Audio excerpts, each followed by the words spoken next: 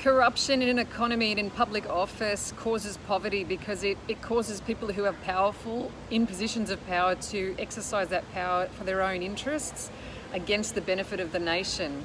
And the reason why it needs to be dealt with is because there's an inefficiency created in the economy that sends resources, economic resources, access to the wealth of the nation, the social surplus, into the hands of the people who've got more power to negotiate better terms for themselves and to feed their friends and their political allies. That's why corruption's a bad thing.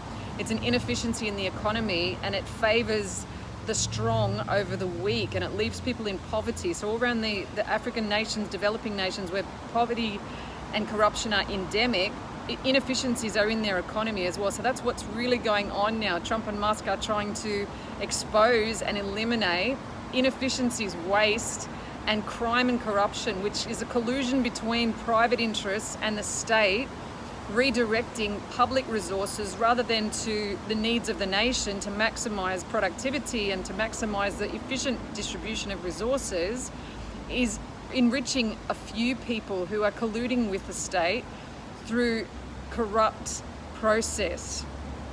It's necessary to get rid of crime and vice so that the distribution principle that is applied to the resources of the nation achieves prosperity for everybody: growth, productivity, health and well-being, education outcomes, peace, number one, and prosperity to follow.